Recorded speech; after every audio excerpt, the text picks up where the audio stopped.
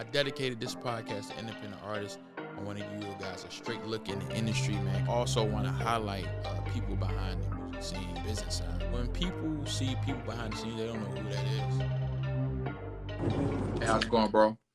What's up, man? Not much, man. Sorry about that, man. Wi-Fi problems. All good, bro. Nah, man. Most definitely, man. But I appreciate you jumping on, bro. All good, man. Appreciate you having me. Most definitely, most definitely. How you doing today? I'm doing wonderful, man. Just doing wonderful out in the world, brother. Most definitely, man. So for people that's not familiar, I'm gonna get you to introduce yourself to them, but also I wanted to make sure I educate you on the platform that I got. So I got a podcast called Who's That Podcast, and I designed it for people that's behind the music scene, just because I wanted to give them that flowers and show people that it's important people behind the scenes that's really making your favorite artist move, and they need to get more recognition, man. So that's why I wanted to develop the podcast and salute people that like yourself. Well, I appreciate that, brother.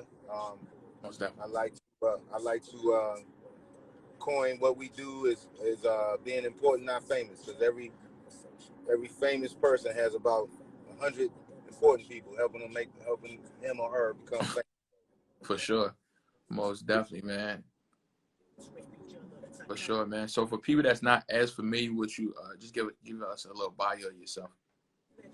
Man, I went to Morgan State in Baltimore, Maryland. I started throwing parties there. Ended up being in the promotions department at PGC, one of the radio stations at DC. Okay. Left there, went back to Baltimore, was a part of another radio station, X1057. Left there and went to Atlanta for another radio station, V103. Left V103 to help do the marketing for urban lifestyle store, retail store called DTLR. Mm-hmm. And then left them and went and started working for Atlantic Records and Bad Boy, and that's what was my beginning of being on the record side of the business. Left Atlantic, went to Interscope. Left Interscope, went back to V103 to be a music director. Left V103, do Grand Hustle, VP of promotions for Grand Hustle. So, you know, the Young LAs, the T.I. Paper Trails, the Big Country, the Young Droves, B.O.B., A-Ball, MJG, Killer Mike, like all of that, part of all of that, Rich Kids, all of that. Left Grand Hustle, never really left Grand Hustle. I mean, that's still my family, but you know what I'm saying?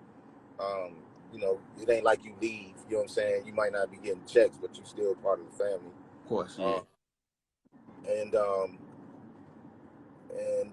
went to Epic Records, put them on the Future, put them on the Cash Out. Got fired from there. Started doing started my own company, doing like PR stuff, label services. And then did a couple of book tours. You know what I mean? Did Julia Beverly's book on Pimp C, did Jay Prince's book, a couple other books. And then I was managing or part of an independent label with Shaka Zulu and Jason Jeter called Culture Republic. We had an artist named Nick Grant who was a phenomenal MC, still a phenomenal MC. For sure. And did that. Was running Tips clothing line, Hustle Gang clothing line, and doing stuff for a coup. And left that and shit, man. Now I'm the senior national at Interscope. That's amazing, man. That sounds like an amazing journey, bro. I know it was a long journey as well. Yeah, nah, man. It's so much because it's like stuff that I even forgot. Like I forgot that I was, you know, Lil Duval's road manager. I forgot that I was part of Big Boy's management team from Outkast. You know what I'm saying? Like it's a lot of other little stuff that I've done in the process too that, you know, sometimes I just forget about some of the stuff that I've been a part of. So, but it's still all good though. I still love what I do. So what would you consider yourself, bro? Good question. I'm like a secret weapon. Yeah. But I'm also like a utility knife. You know what I'm saying? Like, Yeah, for sure. I know how to do so many different things. Obviously, at Interscope, my job is to get these records popping, whether it be on the radio, whether it be in the clubs, whether it be, the videos popping, any of that, right? Mm-hmm. But because I've done management before, I know what managing is supposed to be. I know how to get, your artist or your client or whatever on the Breakfast Club. You know what I'm saying? I know so many different things because I've partaken in so many different things. So I like to kind of refer to myself. I've done some A&R. You know what I'm saying? I've helped artists get signed and deals and stuff. So I like to really consider myself like a jack of all trades. So like I said, a secret weapon. Most definitely. Most folks don't even know who I am and what I've done, but what I'm saying, and I like it like that. You know what I'm saying? Because Yeah.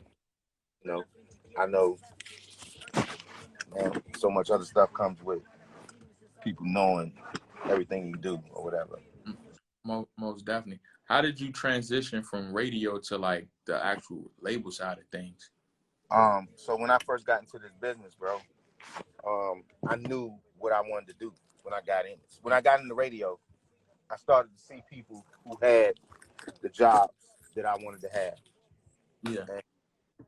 And I started to see them, and I knew what I wanted. Mm-hmm. Hold on a second. So I started building relationships with the people who was doing the job that I wanted, Mm-hmm. and starting like almost be reliable on them. I mean, almost like letting whichever one is the. Hold on one second, bro. Okay. Yeah, stay tuned. It's Who's That Podcast. Shoot, man, just a. I guess the $20. They're gonna get the inside and. Make sure you drop some questions in the comment section if you guys got any questions as well. Okay, so it's raining, so I don't really need too much on the outside, but I definitely need the inside. So I guess the $21 joint. Yeah, bro. So I just started building relationships with people at the labels and Mm-hmm. making it so that thank you. Making it so that when I worked, like when I was doing work, not even on purpose, but they would see me working hard. You know what I'm saying? Yeah. When I was at the radio station, they would see me working hard, so they knew that you can tell when somebody is special by the way they work, and Yeah, if they for sure. working all the time, or if they just working just because it's the opportunity. Well, I always worked all the time. It was never about the opportunity for me. I figured that if I had some relationships, I could get to where I needed to be in the business. So the transition was just me staying close to people who I knew was doing what I wanted to do, and like being reliable to them. You know what For I'm saying? sure. Um, I knew where I wanted to be. I knew once I got in the radio, I knew the job that I wanted. So I started making moves towards that. Most definitely. And you, when you was in college, so you went to Morgan State, you transitioned to Atlanta to live there, or you was going back and forth and then ended up in Atlanta type thing? Nah, so I'm originally from D.C., Maryland area. You know what I'm saying? PG Okay. County, Washington D.C. area. Mm-hmm. So Morgan is like 45 minutes away. So, Okay. so but the way I ended up in Atlanta was the radio station I was working at in Baltimore went off the air. But I had been going down back and forth to Atlanta trying to get a job down there, and they wanted me to be their promotions director, but they ended up giving the job to somebody else. But when she got the job, they told her she needed to figure out how to get me down there.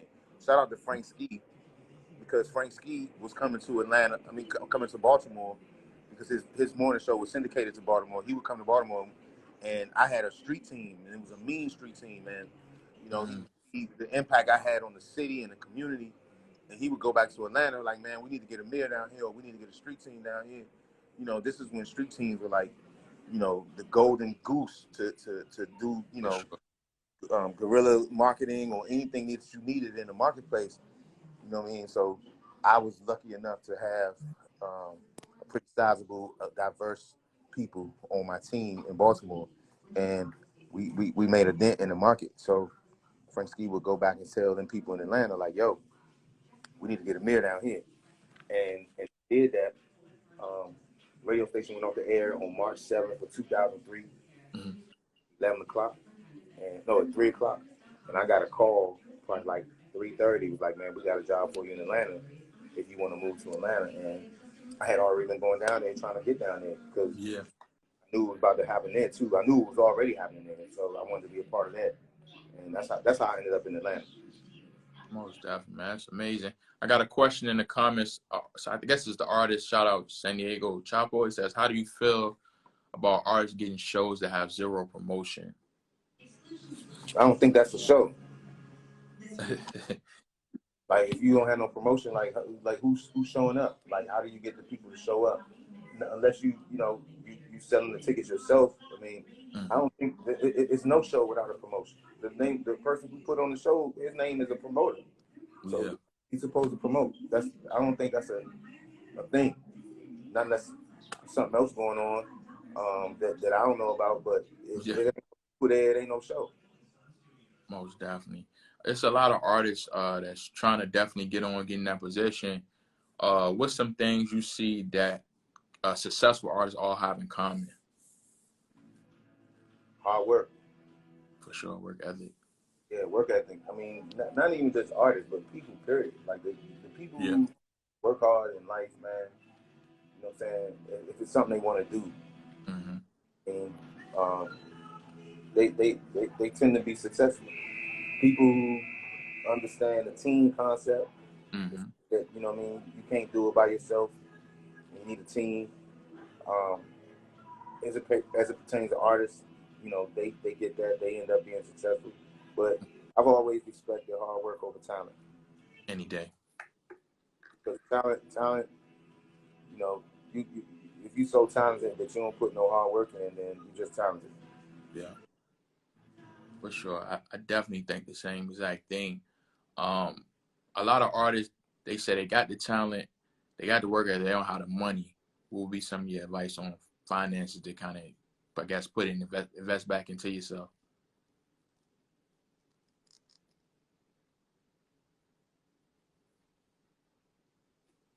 Hold on, y'all. Stay tuned.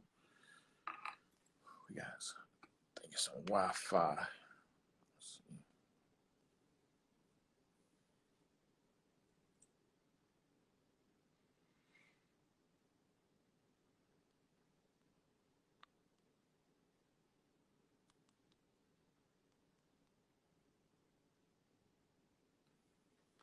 Welcome, welcome. If you're just tuning in to Who's That Podcast, definitely stay tuned. We got some dope advice that's coming to y'all.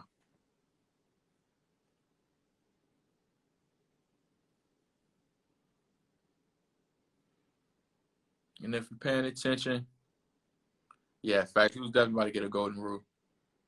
You probably just got to reconnect. Definitely stay tuned. Just got to jump them back in. You know how it is. I don't know where y'all at, but it's a lot of storming and raining. I mean, I'm pretty sure he's at as well.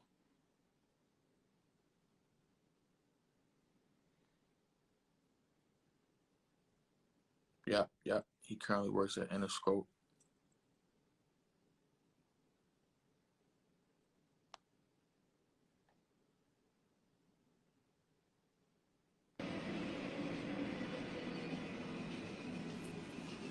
Hey, bro, can you hear us? Yeah, I can hear you. Okay, dope. But yeah, we was talking about, so artists, they got the work ethic, but they need help in the finance department. With some great advice I know you could give them. I'm pretty sure you hit it all the time anyway, though. Yeah, well, the finance department, they're gonna have to figure that out. Yeah. Like, find an investor, because this is not no cheap game. You know what I'm saying? Yeah. You know, you gotta be able to promote. You gotta be able to work. You gotta be able to do stuff. So, you gotta have it, yo. You gotta have something that you can, you know, somebody that can invest in you or something. It can't just be it's not free. Like Yeah. it's the music business. You know what I'm Most saying? definitely. It's the music business. So it's something that, you know, you got to consider when you're trying to do this. Most definitely. I totally agree. Somebody asked the question, what's your current outtake on the music industry right now? What's my current what? Outtake on the music industry at the moment. Oh man, it's in a beautiful place. I mean, shoot, young artists are getting money faster. They're getting more money faster than some of the artists were back in the day. You know what I mean? Music, the internet has made the world smaller. Yeah. You know, it's a lot of good stuff that's going on with the music. You know, R&B is having an amazing resurgence. For sure. You know, it's so much stuff going on, man. Like kids are getting money faster. Yeah. I mean, so much stuff, man. I just hope that people understand that. There you go, man. I know we don't normally do that, but I just ain't want you to waste your money. Oh yeah, you know what I mean? I appreciate you, bro. When you come back, Thank you. Appreciate you. Yeah, nah, it's so many good things that's happening in the music business, man. Like, For sure. you know, it's again, it's like the world has gotten smaller because of the internet, so you don't have to press up a whole bunch of CDs and vinyl and all of that stuff. I mean, you still still should do that, Yeah. but you know what I mean? Everything is digital now, which makes it easy to get to. I know for me, I still feel like I don't own the music if I don't have it. Yeah. But nonetheless, it's a lot of good music out here, man. People just got to go find it. Most People definitely. always complaining about the music, but when it comes to hip-hop ain't never been surface. It's always been the stuff that's underneath the ground that you like and you respect the most. So Most that definitely. that hasn't changed. And I think people think that just because it's on the radio, you're supposed to get the best parts of it. Most definitely. I couldn't agree with you more, bro. I think that's a perfect way to put it. Definitely is under the surface as far as good music anyway. If you talk to a lot of people, they might say the internet has messed up hip hop. What do you think about that? Because to me, the internet has improved. There's some, some disadvantages, but overall, I think the internet has improved things. Man, no era of hip hop was all dope. You know what I'm saying? I'm an old nigga, so you know my era of hip hop, everything that came out wasn't dope. Yeah. I hate when people in my age group be trying to act like everything that came out when we was young was dope, and that's a fucking lie. You know what I'm saying? Like, man, so hip hop is like a big ass pie, right? Yeah. Every slice tastes different. However, the slices that you don't like, you don't eat. You leave for somebody else, and then they eat them slices, and the slices that they don't like, that they leave for you, like, or whatever. Like, sure. It's still hip hop. So, you know, I think that now obviously there's more artists than it was back in the day. I mean, I think they said they upstream like 30,000 songs a day to Spotify. You know what I'm saying? But I mean, the cream always rise to the top. Mm-hmm. You know what I'm saying? Like I mean, you know, not just with hip hop, but just music, period. Like the good music always rises to the top. You know what I'm saying? Like and again, the team you're on, you know, if you're independent or you major, all of those things matter. No, you know what I'm saying? All those things matter. I see you had a chance to work on both sides, independent and with label. Yeah. How do you feel about? Because everybody want to go independent right now. If you trying to go independent, what's some key things they need to be doing or paying attention to? I think the term independent now needs to be somewhat redefined too, right? Mm-hmm. But you know, independent means you putting up your own money. Yeah. You know what I'm saying? Like you putting up your own money and you selling it, you know, not out of the trunk per se, but you put your stuff up on the DSPs and you got your YouTube popping and your Instagram, your TikTok, you're doing all of that on your own. Yeah. You know what I'm saying? I think everybody needs something different. Yeah. Some artists are good at doing the work. Mm-hmm. So they may not need as much from a major label. so they can do the independent thing. Some artists that just want to be artists, and they may need stuff that the resources that a label provides. See, I think when people always talk about going independent, everything don't work for everybody. So yeah, you know what I'm saying? So you know, if you saying you want to be independent, that's cool and all, because I'm with that. But understand that just means you putting up your own money. yeah. And if you ain't got your own money, man, what are you talking about? You know what I'm Yeah, saying? yeah, Like you're not independent if you ain't got no money to do everything on your own. You're just an artist. most definitely.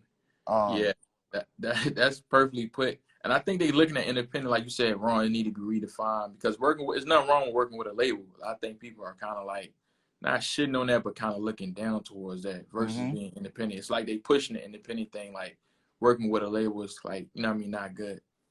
I mean, you can look around and you can see there are some successful independent artists.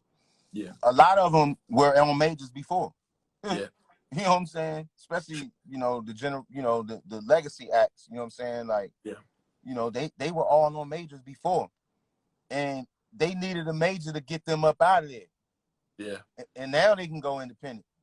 But you can look around and you can see the independent artists.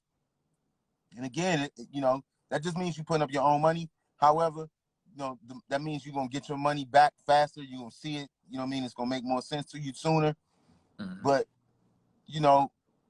there's nothing wrong with being signed to a major if you go in there with leverage.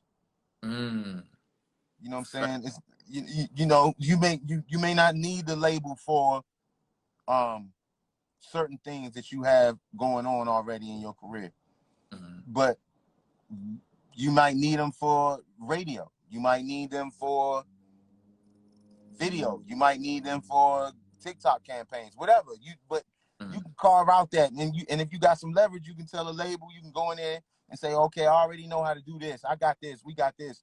Just give me this. You know what I'm saying? And a la carte your deal. You know what I'm saying? And it ain't like back in the day where you got to sign a 5 or 10 album deal. You ain't got to do that no more. You can sign up, do a short deal, get popping, use all of the resources. The best partnerships are the ones that you hear mostly about. yeah. The QCs, the TDEs, the Dreamvilles, the LVRNs. Like, those are partnerships. You know what I'm saying? So they work out pretty good for everybody that's involved. Yeah. You know what I mean? When people start talking shit about their label, that's usually when they about to be off the label, and things may not, like, that's when they probably starting to feel like they not getting everything they asked for. But people be forgetting, we not robots. We people too. So if you shit on people, what you think they're gonna do for you? Like, how can you expect you to shit? Right. I never seen that work in an artist's favor, where they shit on their label in public, and then next thing you know, they end up having the best album of their career. That never happens. Usually go the opposite way around. It goes the exact opposite. Yeah. You know what I'm saying? Like, everybody gonna do their job, but I'm telling you, when the shit goes, when makes people the superstars and everything that you know about them, is when people go above and beyond their job. That's just a simple fact of life. Like, not even just, you can relate that to any fact of life, not just the music business. But if you treat people like shit, what do you think you're gonna get out? How do you think, like, you treat people like shit, you're gonna get shit out of it? Like, that's just the way life is. And the moment that you understand that, you can say to yourself, man, it don't pay for me to be an asshole to these people. They working for me. They working with me. You know what I'm saying? Every label is not the same. Every independent label ain't the same.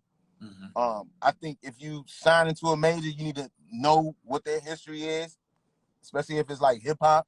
See what they have done with hip hop. If it's R&B, see what they've done in R&B.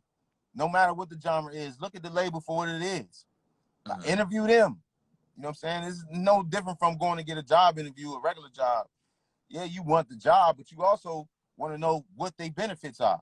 You know what I'm saying? What you know, what holidays do they get off? You know what I'm saying? How much bonus do you get? Like you gotta ask questions on the interview too.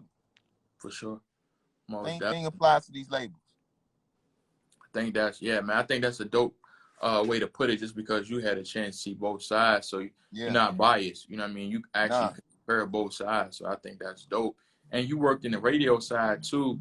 We know how important radio can be. Is radio still a factor when it comes to breaking things? It's definitely still a factor. Not never breaking things. I never thought that radio was supposed to break stuff. That's not. I think that's like the biggest misconception about radio. Okay. Is that radio is supposed to break shit? I never thought that. When hip hop was like starting to become mainstream in the 90s, the radio stations, I would get DJ Clue mixtapes, and he would be playing all this shit, all this amazing music, and talking over it, and mixtapes, and then 4 months later, radio will be playing it, and then talking about you heard it here first, and I'm like, no. But see, this is what people miss up. They mix up. They think that radio is the streets. Radio is really not the streets. Radio has always been for the average person. So that average person probably got a car. That person probably got a job where they sit in their job and listen to the radio, or they in the car, they in traffic where they listen to the radio. But everybody don't have that. Yeah. So the people who don't have that, they go to the clubs, they go to other places, and that's the streets. Hip hop has always come from the streets. Even though we digital, it's still the streets though. You still got these websites and things of that nature that cater to the streets, or DJs that cater to the streets, and that's where records and hip hop especially is supposed to break from. It's supposed to be the people like it so much that they checking in on the radio stations to see if they done got hit. Like radio stations, radio is in the business of making money. That's why you hear commercials. That's why so they really drawing you in with the music, but they want you to hear the commercials. You understand what I'm saying? And there's a reason like that. Yeah, there's a reason why you might hear a song, people like, yo, I hear the same song 100 times a day. Well, they don't expect you to hear the song 100 times a day. They want you to hear the song every time you get back in your car. They want you to hear your favorite song. So when you hear your favorite song, it leads into the commercial, and you listen to the commercial, and you don't even know that you was hungry, but you done heard the McDonald's commercial, and now you go pull up in McDonald's. That is the theater of mind when it comes to radio. You know what I'm saying? So people need to understand the science of radio, and then they maybe be able to understand how it works a lot more. Radio really is not to break records. They are in the business of making money. No, that make perfect sense. I never even thought about it like that. That make perfect sense though, because that's why they try to get the ads and people commercial and stuff like that, which pays them. That actually makes sense. Absolutely. You get in the club on a Friday. I mean, you get in the car on Friday night. You don't know where to go. You turn the radio on. They doing a live broadcast at the bar. You pulling up. Like that's what they think that how it works. And because I've been in radio, it does work that way. Yeah. It definitely does work that way. Some radio stations are better at it than others, but it typically works that way. Most definitely. Why do you? I ain't gonna say why. Just your opinion on it. In smaller cities, they don't tend to play a lot of local music. Is that a reason, or just like you said, they not paying the bills there? I mean, it could be so many different reasons, but you got to be popping to get on the radio, and you got to have some relationships. You know what I mean? You gotta get it. You gotta, a lot of times artists don't know that they music need to be mixed and mastered, and they need a clean version. You know what I'm saying? And they need to have some kind of metrics going on social media and a YouTube following and engagement on social platforms, and radio should be the last thing on your mind. Most definitely. It's like the NFL and the NBA, bro. With radio and major labels. So, if you went to a small black school, and you balled out, especially in football now, more so in football, but basketball too. If you balled out, Yo, the NBA or NFL, they're gonna come find you. That's a fact. They're gonna come find you. You know what I mean? Like if you was balling, they're gonna come find you. Jerry Rice, Walter Payton, like all of them, they went to small school. Steve McNair, all small schools, bro. The NFL went and found them boys. They was balling that hard. So if you good, yo, you gonna rise to the top. And if you and when it comes to this music stuff, it's relationships, it's your research that we can pull on you. You know what I mean? See what you're doing outside of just the music. Cause nowadays it's like 30% about the music. I was gonna ask you that too. How you feel about that? Like the music versus the actual personality and other things versus just the music. Man, everything people do is personal, man. The way they spend their money with people who they like. For sure. You know what I'm saying? So you gotta be relatable and likable. You know, this is one of the reasons why Summer Walker is so big, right? Summer don't do no work, but she's so relatable to these young people, these young women. You know what I'm saying? She's so relatable to them.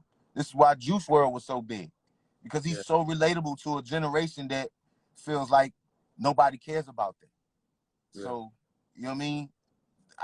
Kendrick album just dropped, and I was saying earlier, my bad, because I've been getting calls and stuff about, we dropped this album today, so my phone been jumping on and off, but for sure.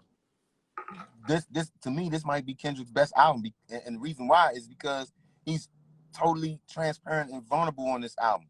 So much so that I've loved all of his projects, but this one I can relate to a lot more because of some of the songs and some of the topic matters that he's talking about. So you know what I'm saying? It's like an onion. The more you peel an onion back, the more it makes you cry. So that goes with like, you know, how you supposed to feel about something. People buy into that. If they feel it, they buy into it. So everything people do, you know, when it comes to money is based upon how they feel. Most definitely. Music is no different. What would you the side question, what would you rate Kendrick in your top 5 artists? Or easy in your top 5 artists? I mean, man, I might be a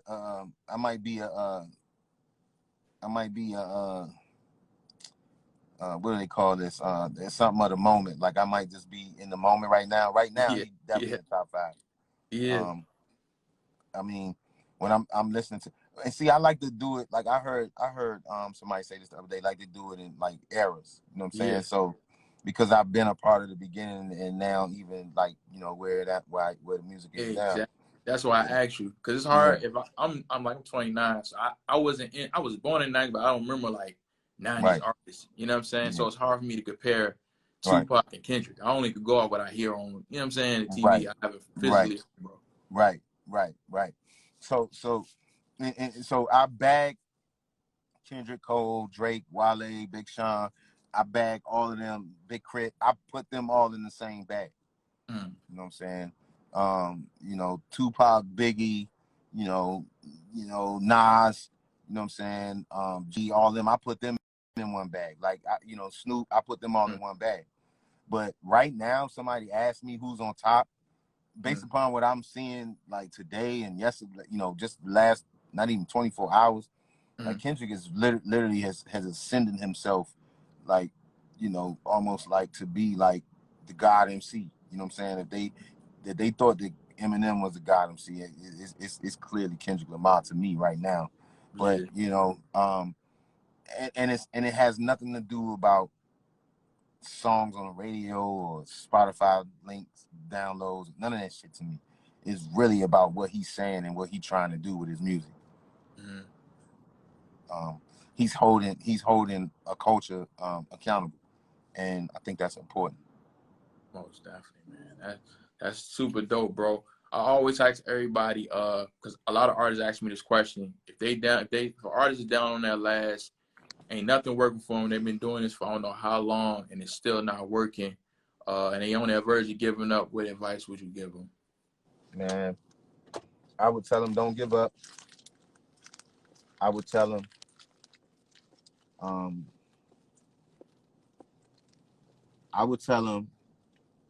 to make sure that they have exasperated every single option before they give up.